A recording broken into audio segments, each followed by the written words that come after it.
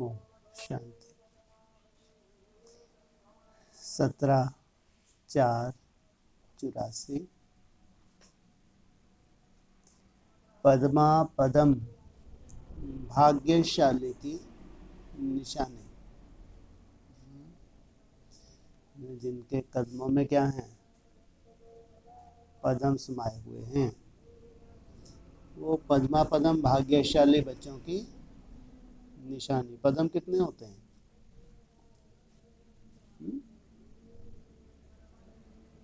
सबसे नीचे की इकाई क्या होती है?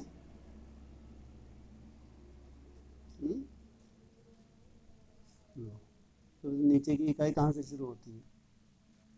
जीरो लगाते जाओ, बोला नहीं था अव्यक्तवाणी में? है? अरे 100 की भी कोई वैल्यू नहीं है, 100 से ही शुरू कर लो। 100 फिर हाँ फिर 1 लाख फिर करोड़। आजकल करोड़ की भी कोई वैल्यू नहीं है। हाँ फिर आगे 10 करोड़ फिर अरब फिर 10 बार बोलोगे क्या अरब? हाँ हाँ सीधा हाँ अरब से खरा ऐसा होना, नहीं तो घंटा लग जाएगा। खरब कहते हैं खरबपति अरबपति खरबपति। इसके ऊपर क्या जाओ? सोचो। फिर आगे की जो संख्याएं हैं और भगवान क्या कह रहे हैं? पद्मा पदम भाग्यशाली। केवल कहने को या प्रैक्टिकल? प्रैक्टिकल। कितना आसान है कहना, कैसे प्रैक्टिकल? तुम्हारे कदमों में पदम। पदम माना पदम एक तो चलो वो पदम संख्या वाला, दूसरा पदम कमल का फूल। तुम्हारे कदमों में पदम, तुम्हारा जो बुद्धि रूपी पांव है, ये जितना न्यारा प्यारा है उतने जन्म जन्मांतर की क्या मिल रही है तुमको? क्या मिल रही है जन्म जन्मांतर की? अरे अगर कलयुग के अंत तक भी महाराजा का टाइटल है, हाँ, तो पद्मा पदम भाग्यशाली नहीं हुए? हिस्ट्री में अगर तुमको मालूम पड़े राजा ही तुम्हारे जन्म है, महाराजा के जो टाइटल हैं द्वापर कलयुग में भी, तो नहीं कहेंगे पद्मा पदम भाग्यशाली? तो आधार क्या बना? हाँ, जितना पदम, जितना न्यारा प्यारा, कमल फूल के समान तुम्हारा जीवन है, मेरा एक बाप दूसरा ना कोई, ये है तुम्हारी कमाई का आधार। तो पद्मा पदम भाग्यशाली की निशानी। जब भगवान आते हैं, जिनको भगवान देखते हैं कि ये हैं वो बच्चे जिनके लिए मैं आया हूँ, जिनके ऊपर भगवान ने कर्तव्य किया, उनसे पूरे संसार के ऊपर कर्तव्य हो गया। पद्मा पदम भाग्यशाली बनाने वाले बाप दादा अपने निरंतर सेवाधारी बच्चों प्रति बोले। कितने घंटे के सेवाधारी? समर्पित वाले होते हैं कितने घंटे की सेवा करते हैं? 16 घंटे की सेवा। अगर 16 घंटे की सेवा है तो 16,000 में विशेष आत्मा है। 16,000 में समर्पित ही करेंगे ना 16 घंटे, नहीं तो 8 घंटे का बोला। 8 घंटे तुम अब शरीर निर्वाह के लिए, 8 घंटे अपने धंधा धोरी के लिए, 8 घंटे बाप के लिए। ये सीधा सीधा बोला। लेकिन जो समर्पित है उनके लिए, तो खुद के लिए धंधा धोरी तो कोई करना नहीं, तो यज्ञ के लिए करेंगे ना, तो 16 घंटे बता दिया उनके लिए। तो 16 घंटे तुम लोग सेवा करते हो, कैसे तुम्हारे ऊपर कैसे लागू होगा? कितने घंटे स्थूल सेवा, कितने घंटे कम से कम करते हो? स्थूल घंटे कम से कम सेवा कितने करते हो कम से कम? यही नहीं मालूम, आंखें फाड़ फाड़ के क्यों देख रहे? अरे कम से कम सभी थोड़ा बहुत तो कुछ झाड़ू पोछा करते नहीं करते? 4-5 घंटे तो करते ही हैं। अपना रिजल्ट निकालो, और 4-5 घंटे कम नहीं होते, बहुत होते हैं। और 10-12 घंटे तुम याद की मेहनत करते हो, नहीं करते? तो वो सेवा नहीं है। तो ये 16 घंटे नहीं हो जाता, और नहीं हो रहा तो होना चाहिए, अगर नहीं हो रहा तो होना चाहिए। और ये क्या बोले, निरंतर सेवाधारी। कितने घंटे वाले हैं ये योग निद्रा वाले हैं। कैसे हैं ये योग, नहीं तो सोएंगे क्या, 3-4 घंटे सोएंगे। इनका भविष्य कैसा देख रहा है, ये है निरंतर सेवाधारी। सबसे बड़ी सेवा कौन सी करते हैं ये, वायुमंडल बनाने की सेवा है सबसे बड़ी सेवा। तो कहा टाइटल भी तो क्या दिया, पद्मा पदम भाग्यशाली। बनाने वाले बाप दादा अपने निरंतर सेवाधारी बच्चों प्रति बोले, भाग्य विधाता बाप सभी भाग्यवान बच्चों को देख रहे हैं। हर एक ब्राह्मण आत्मा भाग्यवान आत्मा है। ब्राह्मण बनना अर्थात भाग्यवान बनना। भगवान मिला, इससे बड़ा कोई भाग्य हो नहीं सकता। खड़े हो जाओ, अच्छा रहता है। जिनको लगे थोड़ा आलस आ रहा है तो पहले क्या करना चाहिए, खड़ा डंडा या पड़ा डंडा। हाँ, अपनी व्यवस्था कैसे रखनी, अरे 1-2 घंटे खड़ा रहना, 1 घंटा है, कोई बड़ी बात है क्या। क्यों वायुमंडल खराब करें। अगर आलस आए तो क्या करना चाहिए, अपनी सीट पहले ही ले लेनी चाहिए। ब्राह्मण बनना अर्थात भाग्यवान बनना, भगवान का बनना अर्थात भाग्यवान बनना।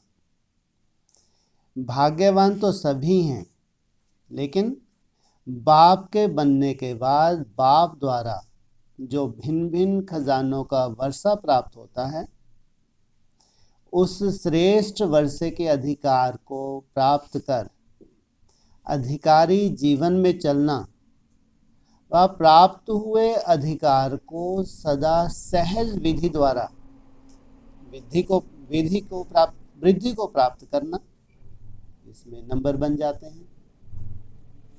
कोई भाग्यवान रह जाते हैं, भाग्यवान तो सब हैं, भगवान मिला तो क्या मिले, बने भाग्यशाली।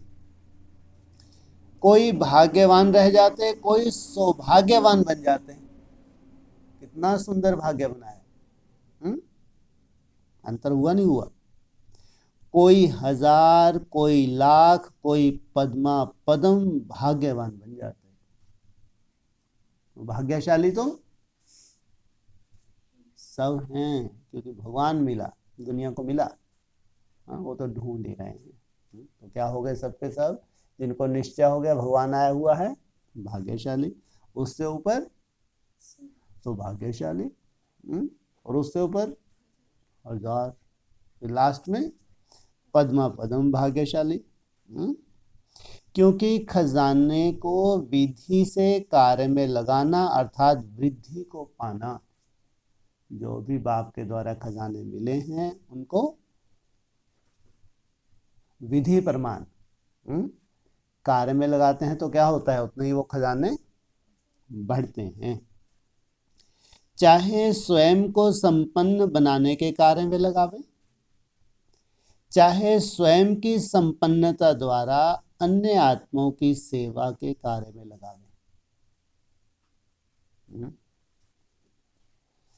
विनाशी धन खर्चने से खुटता, अविनाशी धन खर्चने से पदम गुना बढ़ता। कौन कौन से खजाने हैं, पहला खजाना ज्ञान का खजाना। जितना ज्ञान जीवन में आता जाएगा, जितना मंथन चढ़ता जाएगा, उतना ही तुम्हारे जन्म जन्मांतर के लिए क्या बन जाएंगे, स्थूल रत्न बन रहे हैं। फिर दूसरा गुणों का खजाना। बाबा ने भी बताया जो जो खास ऐसे कोई दिव्य गुण होते हैं जिससे संगठन का बहुत सुंदर निर्माण होता है। सबसे बड़ा सुंदर संगठन का निर्माण करने के लिए दिव्य गुण कौन सा है, सहनशीलता। सहनशीलता है, अंतर्मुखता है, धैर्यता है, समाने की शक्ति है, सामना करने की शक्ति है। दिव्य गुण भी है, दिव्य शक्तियाँ भी हैं। जितना इनको बढ़ाने के लिए या फिर दूसरों की सेवा के लिए ये बढ़ता है। और सबसे बड़ा खजाना ऐसे ढेर है, समय का खजाना। जितना अलवेलापन को तुम कम कर रहे हो उतना ही समय को सफल कर रहे हो। सबके पास अलवेलापन है, किसी के पास ढेर सारा है, किसी के पास कम है, सबके पास है। समय का जो सबसे वैल्यूएबल खजाना है संगम युग के लिए। तो अविनाशी धन खर्चने से पदम गुना बढ़ता है। इसलिए कहावत है खर्चो और खाओ। जितना खर्चेंगे खाएंगे उतना शाहों का शाह बाप और माला माल बनाएंगे। वाह। जितना इन खजानों को यूज कर रहे हैं उतना ये खजाने बढ़ रहे हैं। इसलिए जो प्राप्त हुए खजानों के भाग्य को सेवा अर्थ लगाते वह आगे बढ़ते हैं। पद्मा पदम भाग्यवान अर्थात हर कदम में पद्मों की कमाई जमा करने वाले और हर संकल्प से व बोल व कर्म संपर्क से पद्मों को पदम गुना सेवाधारी बन सेवा में लगाने वाले। पद्मा पदम भाग्यवान सदा फ्रॉक दिल अविनाशी अखंड महादानी सर्व प्रति सर्व खजाने देने वाले दाता होंगे। समय के परमान प्रोग्राम परमान, साधनों परमान सेवा नहीं। प्रोग्राम बनाया तो इन्होंने बहुत अच्छा प्रोग्राम किया, बहुत सुंदर भाषण किया, सेवा हुई नहीं हुई, ऐसा नहीं। अखंड महादानी चलते फिरते उठते बैठते लंगर लगा ही रहे। वाचा नहीं तो मनसा व कर्मना। कर्मना माना योग युक्त जीवन तुम्हारा योगियों को क्या करता है? प्रेरणा देता है। सबसे बड़ी सेवा। इसलिए बाबा कहते हैं एक दो को बाप की याद दिलाना ये है सबसे बड़ी सेवा। और योग युक्त कर्म करने की मेहनत कर रहे हो, बहुत बड़े सेवाधारी। संबंध संपर्क द्वारा किसी न किसी विधि द्वारा अखंड खजाने के निरंतर सेवाधारी। सेवा के भिन्न भिन्न रूप होंगे लेकिन सेवा का लंगर सदा चलता रहेगा। किसी ना किसी विधि से तुम दाता के बच्चे दाता हो। जैसे निरंतर योगी हो वैसे निरंतर सेवाधारी। अगर तुम्हारी विशेषता है बहुत मेहनत करते हो, चलते फिरते उठते बैठते भी याद में रहने की मेहनत करते हो, तो क्या होना चाहिए? निरंतर सेवाधारी। निरंतर सेवाधारी सेवा का श्रेष्ठ फल निरंतर खाते और खिलाते रहते, अर्थात स्वयं ही सदा का फल खाते हुए प्रत्यक्ष स्वरूप बन जाते हैं। तो पद्मा पदम भाग्यवान आत्मा सदा पदम आसन निवासी अर्थात कमल पुष्प स्थिति के आसन निवासी, हद के आकर्षण और हद के फल को स्वीकार करने से न्यारे और बाप तथा ब्राह्मण परिवार के विश्व के प्यारे, ऐसे श्रेष्ठ सेवाधारी आत्मा को सर्व आत्माएं सदा दिल के स्नेह के खुशी के पुष्प चढ़ाते हैं। स्वयं बाप दादा भी ऐसे निरंतर सेवाधारी पद्मा पदम भाग्यवान आत्मा प्रति स्नेह के पुष्प चढ़ाते हैं।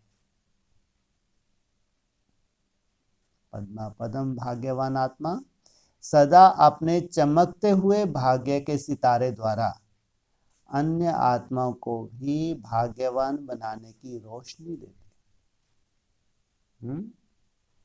दूसरों को भी अपने जीवन से प्रेरणा देते। बाप दादा ऐसे भाग्यवान बच्चों को देख रहे थे, चाहे दूर हैं चाहे सन्मुख हैं, लेकिन सदा बाप को दिल में समाये हुए हैं। इसलिए समाप सो समीप रहते हैं। इसलिए समान सो समीप, जितना बाप के समान है उतना ही बाप के समीप है। अब आपने आपसे पूछो, मैं कौन सा भाग्यवान हूं?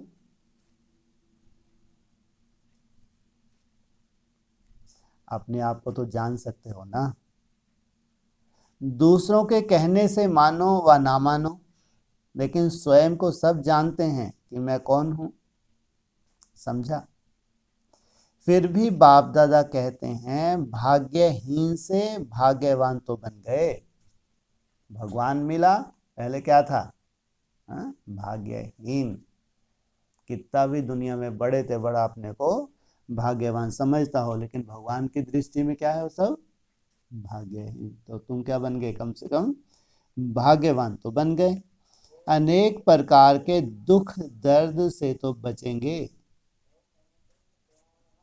विज्ञान का प्रकाश इतना जबरदस्त है, बड़े से बड़ी परिस्थितियों में भी तुमको संभाल लेता है। स्वर्ग के मालिक तो बनेंगे। ये दुख दर्द से बचेंगे माना कब?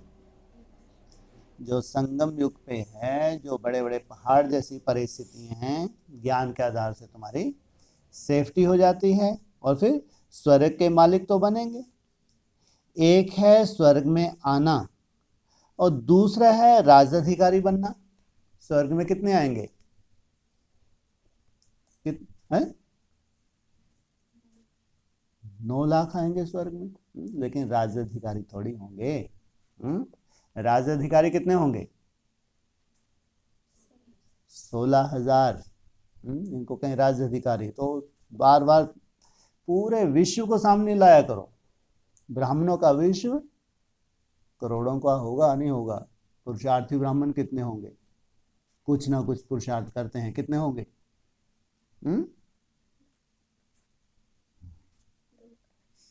अरे 9 लाख तो होंगे जिनसे शुरुआत होती है। नहीं होंगे? और 9 लाख में 16,000। इसलिए बार बार ये चिंतन करना चाहिए, नहीं तो फालतू मुंह के बक्के लगाएंगे, मालूम रिजल्ट कुछ और ही निकल गई, तो फिर दुख छोटा होगा बड़ा होगा। ये भी तो जानकारी है, ये भी तो समझ भगवान दे रहे हैं। इसलिए बाबा ने सब अंत में क्या हो जाएगा? सब अपने आप से संतुष्ट हो जाएंगे, क्योंकि अपने कर्मों की कहानी सबके सामने रहती ही है। तो दूसरा है राजाधिकारी बनना। तो आने वाले तो सब हो, लेकिन कब और कहां आएंगे यह स्वयं से पूछो। कब और कहां, ये भी बहुत अनोखा ड्रामा है। बाप दादा के रजिस्टर में स्वर्ग में आने की लिस्ट में नाम आ गया। कितने भाग्यशाली हुए। दुनिया से तो यह अच्छा है, लेकिन अच्छे से अच्छा नहीं है। कोई दुख शांति नहीं होगी। ऐसी दुनिया में जा रहे हैं जहां अगर करोड़ों अरबोंपति भी हों तो भी वो नरक में होंगे। कितना सुंदर भगवान का बने तो माना सुख शांति की दुनिया मिली, अच्छा है, लेकिन अच्छे से अच्छा नहीं है। तो क्या करेंगे? कौन सा जोन नंबर 1 जाएगा? हर जोन की विशेषता अपनी अपनी है। महाराष्ट्र की विशेषता क्या है जानते हो? महान तो हैं ही, लेकिन विशेषता क्या गाई जाती है? महाराष्ट्र में गणपति की पूजा ज्यादा होती है। किसकी पूजा ज्यादा होती है महाराष्ट्र में?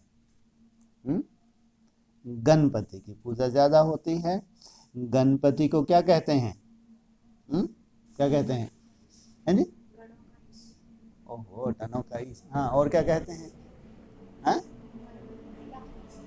है जी? अरे क्या कहावत क्या है इसके लिए? अक्सर कहते हैं विघ्न विनाशक। सोचो कितनी बड़ी बात है। विघ्न आते जा रहे हैं, एक के बाद दूसरा विघ्न, फिर तीसरा, फिर चौथा, फिर पांचवा। है गणेश जी महाराज। विघ्न सोल्व भी नहीं हो रहे। तो ये भक्ति मार्ग के गणेश हैं या ज्ञान मार्ग के गणेश हैं? अगर विघ्न विनाशक है, पहले स्वयं के विघ्नों का विनाश करेगा, या अपने विघ्न बढ़ते जाएं 32 तक विघ्न ही नहीं खत्म हुए, लास्ट में जाके कलयुग की शूटिंग, तब जाके थोड़ी राहत मिले। तो इनको कहेंगे गणेश, कहेंगे। तो जो स्वर्ग के गणेश जी, जो विघ्न हरता, क्या बोलते हैं, विघ्न विनाशक, तो अभी उलझेंगे या सुलझते जाएंगे? अरे 14 वर्ष का ये टाइम पीरियड है, सुलझने का है उलझने का है? हिसाब किताब कहाँ के हैं, प्रो ड्रामा के? बिल्कुल नहीं। कहाँ के हिसाब किताब हैं? संगम युग के और भगवान के बनने के बाद के हिसाब किताब हैं। तो विघ्न विनाशक क्या कहते हैं? विघ्न विनाशक। जो भी कार्य आरंभ करते हैं तो पहले श्री गणेशाय नमः कहते हैं, आ जाओ। क्या करते हैं, आह्वान करते नहीं करते? आओ। तो महाराष्ट्र वाले क्या करेंगे? हर महान कार्य में श्री गणेश करेंगे ना। हर महान कार्य में पहले क्या करेंगे? जब शुरुआत करेंगे तो इनका आवाहन करेंगे। महाराष्ट्र अर्थात सदा विघ्न विनाशक राष्ट्र, यह बेहद का महान राष्ट्र माना विघ्न विनाशक राष्ट्र। तो सदा विघ्न विनाशक बन स्वयं और अन्य के प्रति इसी महानता को दिखाएंगे। किसका पुत्र है? हैं जी? महादेव को। अच्छा, महादेव तो देखते भी नहीं है? किसका पुत्र है? अच्छा, पार्वती का। और किसका पुत्र है? और चलो गोद लिया हुआ पुत्र ही मान लो, है? है क्या बोला? विष्णु का? शंकर तो देखता ही। पार्वती का तो चलो सभी भक्ति मार्ग में जानते हैं, तो किसकी फिर वो क्या वो होता है ना, जैसे बहुत अच्छा बच्चा कहीं देखे तो बहुत इच्छा होती है, ऐसा हमारा भी। हाँ, दत्तक पुत्र क्या बोलते हैं? अरे ऐसे ही गोद लिया होगा, क्या बोलते हैं? दत्तक पुत्र। हाँ, ये गणेश जी, वाह क्या बात है आपकी तो। तो ये निकले। तो सदा विघ्न विनाशक बन स्वयं और अन्य के प्रति इसी महानता को दिखाएंगे कि जब से हम निकले तब से क्या होने लगा? क्या होने लगा? विघ्न बढ़ने लगे या खत्म होने लगे? हैं? खत्म होने लगे। महाराष्ट्र में विघ्न तो होना नहीं चाहिए। अगर महान राष्ट्र है तो उस वहां तो विघ्न नहीं होना चाहिए। सब विघ्न विनाशक हो जाएं, जो भी उसके आसपास हों। कैसे हो जाएं? तो उसकी चलन कैसी होगी? मद भरी होगी। मद क्या होता है? मदमस्त हाथी। मद नशे को ही कहते हैं ना शायद। हाँ, नशा कर लेते हैं। हाथी को नशा कब करवाते हैं? जब उसको टक्कर मारनी होती है, कहीं जाके मार, यहाँ दरवाजे पे टक्कर मार, तोड़ देगी। तो उसको बहुत ढेर सारी उसको क्या पिला देते हैं? शराब पिला देते हैं टक्कर मारने के लिए। ऐसा मद मनाता हुआ जाता है नशे में चूर, एक टक्कर में ही दरवाजा फोड़ देता है, चलो सब अंदर। नहीं दिखाते ऐसा? तो मद मस्त, अपनी मस्ती में चलने वाला। और ये क्या बोल रहे हैं? सब विघ्न विनाशक हो जाएं। तुम्हारे संबंध संपर्क में जो भी आए वो कैसे बन जाएं? अगर तुम विघ्नों में डटे हो, विघ्न ही नहीं छोड़ रहे, तो तुम्हारे पास कोई फटकेगा, और फटकेगा तो आगे देख ले विघ्न शुरू। वाइब्रेशन होता है नहीं होता? लो, हंसने की बात थोड़ी है, वाइब्रेशन होता है। देख लेना प्रयोग करके, कोई दुखी हो जाके बैठ जाना घर लौट के आओगे तुम्हारा माथा भी ठनका सा रहेगा, खुशी लेके थोड़ी आए हो तुम। हम्म? अरे बुद्धि में क्या धारण कर कर आए हो? मिले तो श्रेष्ठ आत्मा से मिले, लेकिन वो अपने दुखों की कहानी सुना रही है, तुम भी दुखी हो गए आ गए। जो जितना सुखी होगा दूसरों को सुख बांटेगा, जो जितना दुखी होगा दूसरों को हाय तौबा करेगा, तो वायुमंडल कैसा होगा। तो ये कैसे हैं गणेश जी महाराज, सब विघ्न विनाशक हो जाए। जब से बाप के बने तब से इनकी धारणाएं कैसी होंगी, दूसरे भी मिसाल दें। धारणाएं है तो ये हैं, और बिना धारणा के जीवन होता है? बिना धारणा के जीवन जीवन ही नहीं है ब्राह्मण बनने के बाद। और दूसरों को प्रेरणा बक बक करने से तो हो ही ना सके। नई दुनिया में ज्ञान का कोई रोल है, वाचा का कोई रोल है? कोई रोल नहीं। जीवन से प्रेरणा देना, ये है सच्ची सेवा। सब विघ्न विनाशक हो जाएं, आया और दूर से नमस्कार किया। कौन आया? विघ्न आया और दूर से नमस्कार किया। तो ऐसा विघ्न विनाशक ग्रुप लाया है ना, महाराष्ट्र को सदा अपनी इस महानता को विश्व के आगे दिखाना है। विघ्न से डरने वाले तो नहीं होना, विघ्न विनाशक चैलेंज करने वाले हैं। विघ्न आके तो दिखाए। वैसे भी महाराष्ट्र में बहादुरी दिखाते हैं। अच्छा, यूपी वाले क्या कमाल दिखाएंगे? यूपी की विशेषता क्या है? तीर्थ भी बहुत हैं, नदियां भी बहुत हैं, जगत गुरु भी वहां ही हैं। चारों कोने में 4 जगत गुरु है ना। महामंडलेश्वर यूपी में ज्यादा है। हरि का द्वार यूपी का विशेष है। तो हरि का द्वार अर्थात हरि के पास जाने का द्वार बताने वाले सेवाधारी यूपी में ज्यादा होने चाहिए। ये है हरि का द्वार, ये बताने वाले जो खुद गए होंगे हरिद्वार में वही दूसरों को बताएंगे।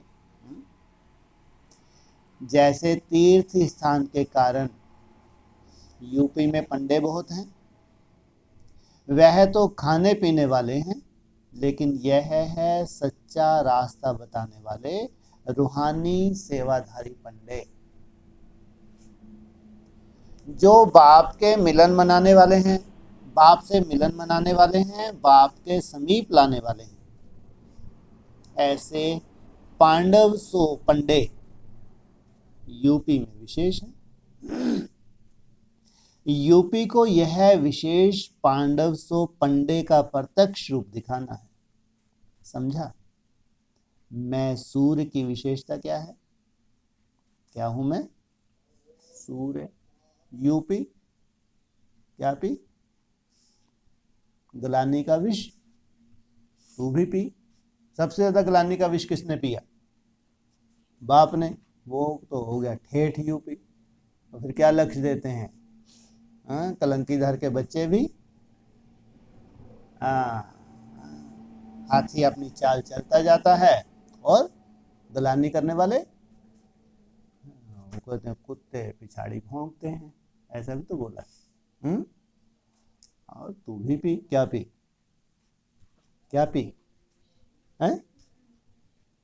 गलानी का विष। बेहद का यूपी। और अभी क्या बताया? मैं सूर्य। मैसूर की विशेषता क्या है? वहां चंदन भी है और विशेष गार्डन भी है। तो कर्नाटक वालों को विशेष सदा रूहानी गुलाब, सदा खुशबूदार चंदन बन, विश्व में चंदन की खुशबू कहो अथवा रूहानी गुलाब की खुशबू कहो, विश्व को गार्डन बनाना है। कौन सा विश्व? ब्राह्मणों का विश्व। और विश्व में चंदन की खुशबू फैलानी है। चंदन के पेड़ के नीचे ज्यादा कौन होते हैं? सांप। खुशबू फैलानी है। चंदन का तिलक दे, खुशबूदार और शीतल बनाना है। चंदन शीतल भी होता है। तो सबसे ज्यादा रूहानी गुलाब कर्नाटक से निकालेंगे ना, यह प्रत्यक्ष प्रमाण लाना है।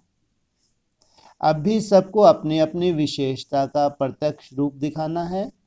सबसे खिले हुए खुशबूदार रूहानी गुलाब लाने पड़े। लाए भी हैं, कुछ कुछ लाए हैं, लेकिन गुलदस्ता नहीं आया है।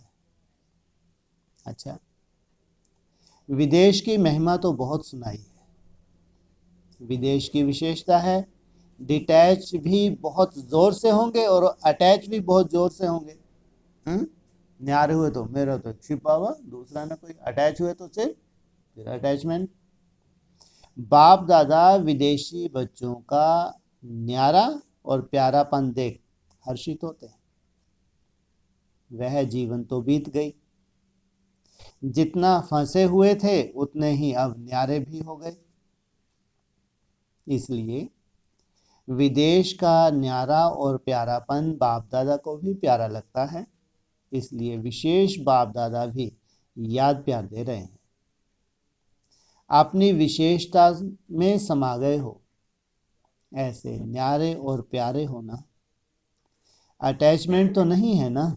फिर भी देखो, विदेशी मेहमान होकर घर में आए हैं तो मेहमानों को सदा आगे किया जाता है। इसलिए भारतवासियों को विदेशियों को देख विशेष खुशी होती है। कई ऐसे गेस्ट होते हैं जो होस्ट बन बैठ जाते हैं। कितने श्रेष्ठ हैं ये। आए थे मेहमान बन के, रिजल्ट कितनी सुंदर निकाले।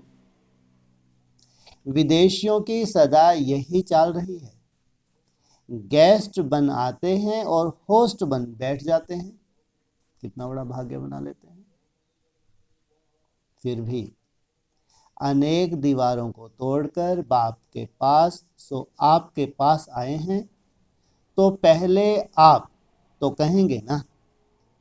ऐसे तो भारत की विशेषता अपनी है, देश की अपनी है। अच्छा, 84 घंटों वाली देवियां मशहूर हैं। आ जाओ। किसका नंबर लग गया? क्या कहा? 84 घंटों वाली देवियां तो मशहूर हैं।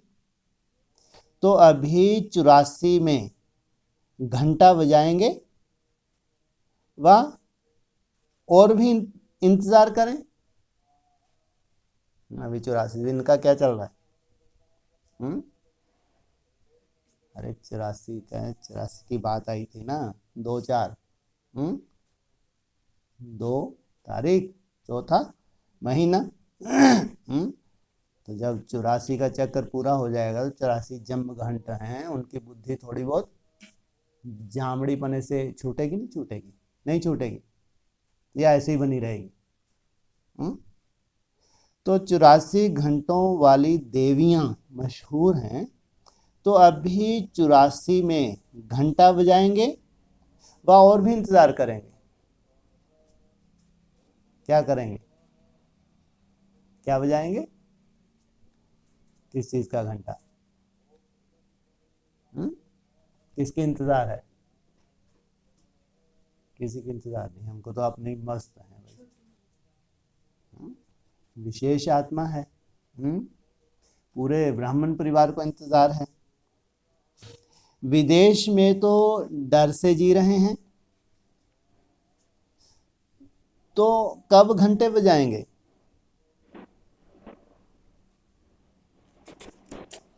विदेशी बजाएं व देश बजावे। 84 माना चारों ओर के घंटे बजें। कितने हैं धर्मपिता?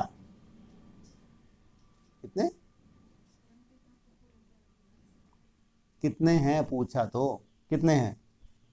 यही नहीं मालूम है। 7। और उनके कितने कितने के ग्रुप? 12-12 के ग्रुप। अभी तो दहशत है। लेकिन क्या कहा? विदेशी बजाएं या देश बजावे, 84 माना चारों ओर के घंटे बजें। ये चारों तरफ जो फैले हुए हैं जमघंट, ये बजने लगे। जब समाप्ति में आरती करते हैं तो जोर जोर से घंटे बजाते हैं ना। कब? जब समाप्ति में आरती करते हैं। हाँ, ये लास्ट है, अब तो आरती भी हो गई, खेल खत्म। तो तब समाप्ति होती है। आरती का होना माना समाप्ति होना। क्या कहा? कितना सुंदर पॉइंट बता दिया। आप ज्यादा इंतजार की बात है, आरती हुई और समझो खेल खत्म। तो अब क्या करेंगे? पूछा क्या करेंगे? 84 में, 84 दिन में कह लो, क्या करेंगे? हैं? हाँ जी, आरती। देवियों की आरती हो जाए, और जोर जोर से घंट बजने लगे। शुभ है अशुभ है घंटों का बजना? विदेश में तो डर है, लेकिन भारतवासी तो हाँ, वो शुभ होता है तो घंट बजाते हैं।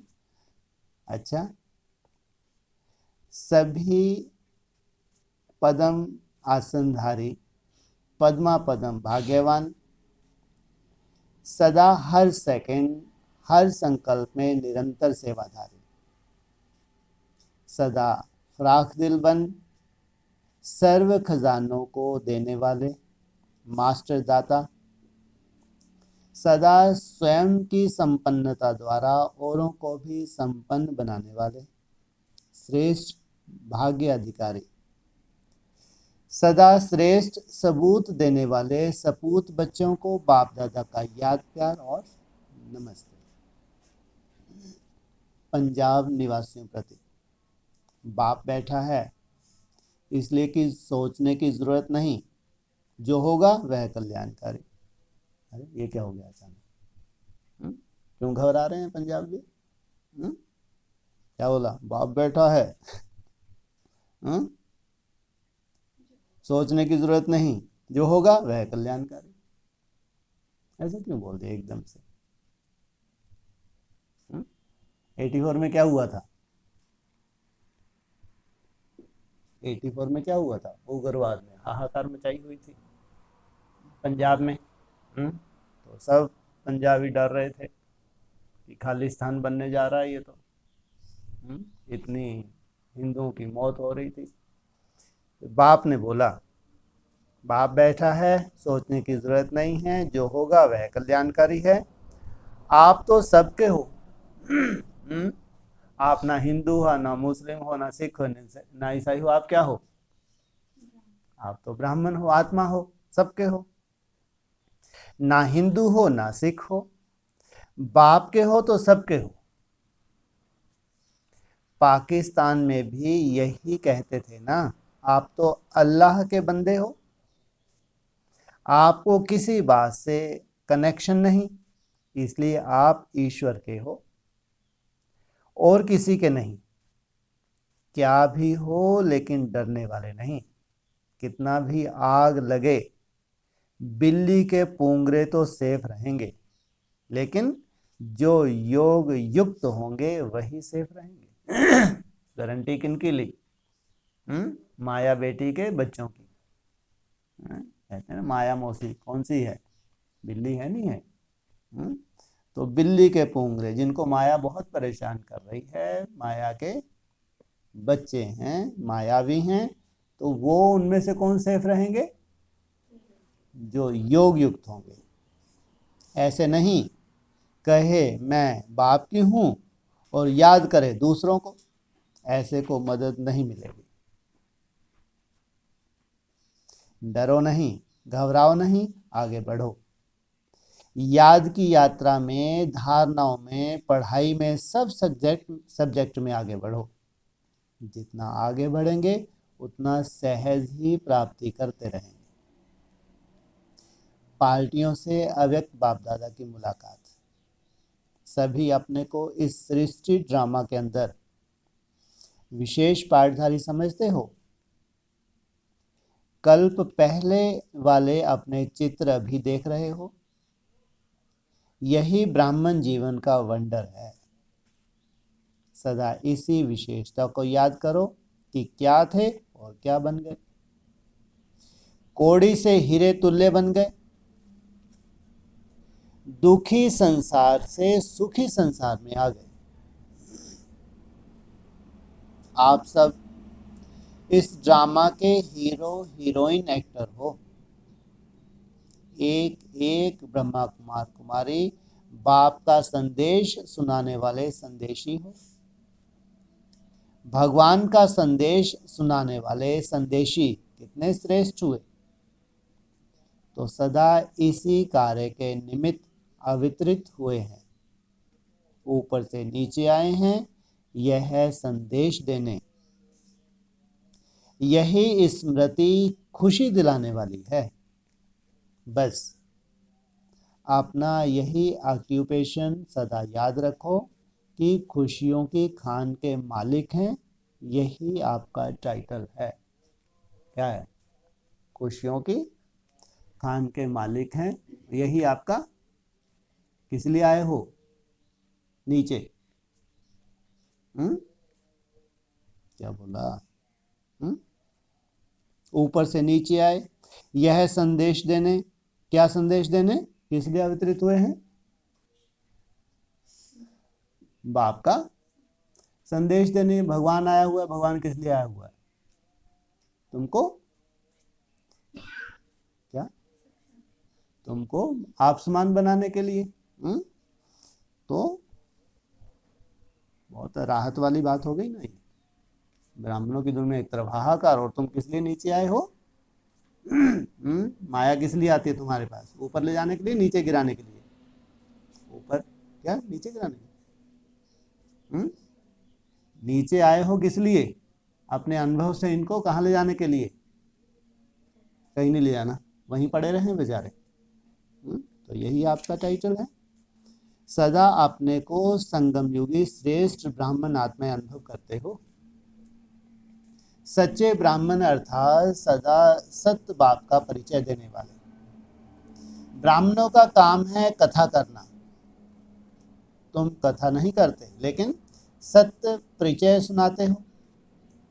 ऐसे सत्य बाप का सत्य परिचय देने वाले ब्राह्मण आत्माएं यही नशा रहे। ब्राह्मण देवताओं से भी श्रेष्ठ हैं। इसलिए ब्राह्मणों का स्थान चोटी पर दिखाते हैं। चोटी वाले ब्राह्मण अर्थात ऊंची स्थिति में रहने वाले। ऊंचा रहने से नीचे सब छोटे होंगे। कोई भी बात बड़ी नहीं लगेगी। ऊपर बैठकर नीचे की चीज देखो तो छोटी लगेगी। कभी कोई समस्या बड़ी लगती तो उसका कारण नीचे बैठकर देखते हो। समस्या छोटी कब लगेगी? जब ऊंची स्टेज पे जाके देखेंगे। ऊपर से देखो तो मेहनत नहीं करनी पड़ेगी। कारण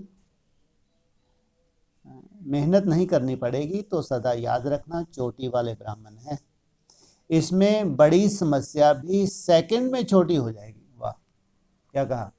है समस्या बड़ी लेकिन कितना टाइम लगा छोटी होने में? सेकंड लगा। समस्या से घबराने वाले नहीं लेकिन पार करने वाले, समस्याओं का समाधान करने वाले।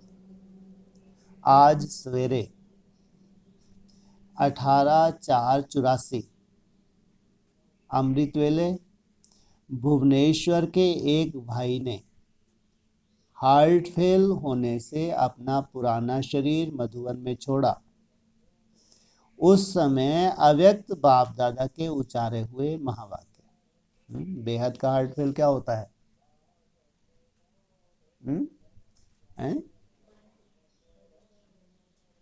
बाप के प्रति अनिश्चय बुद्धि माना हार्ट फेल। सभी ड्रामा की हर सीन को साक्षी हो देखने वाले श्रेष्ठ आत्माएं होना। कोई भी सीन जो भी ड्रामा में होती है उसको कहेंगे कल्याणकारी, नथिंग न्यू। उसकी लौकिक भाभी से क्या सोच रही हो। साक्षीपन की सीट पर बैठ सब दृश्य देखने से अपना भी कल्याण है और उस आत्मा का भी कल्याण है। ब्राह्मणों का कभी अकल्याण हो सकता है? हा? कभी नहीं हो सकता, लेकिन साक्षी रहेंगे तब, नहीं तो फिर कैसी शूटिंग हो रही है? हा? यह तो समझती हो ना, याद में शक्ति रूप होना। शक्ति सदा विजयी होती है। विजयी शक्ति रूपन सारा पार्ट बजाने वाली, यह भी पार्ट है। पार्ट बजाते हुए कभी भी और कोई संकल्प नहीं करना। हर आत्मा का अपना अपना पार्ट है। अभी उस आत्मा को शांति और शक्ति का सहयोग दो। किस आत्मा को?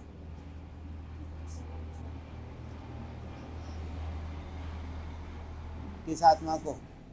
जिसका हार्ट फेल हो गया। बहुत सुंदर हार्ट था, भगवान का चिंतन करता था, अभी वो हार्ट क्या हो गया, अचानक फेल हो गया, भगवान का चिंतन उसमें नहीं है, तो घबराहट होती है नहीं होती? नहीं होती। इतने सारे देवी परिवार का सहयोग प्राप्त हो रहा है, हार्ट फेल हुआ तो क्या चिंता, नया हार्ट लग जाएगा, नहीं लग जाएगा बेहद का। इसलिए कोई सोचने की बात नहीं है।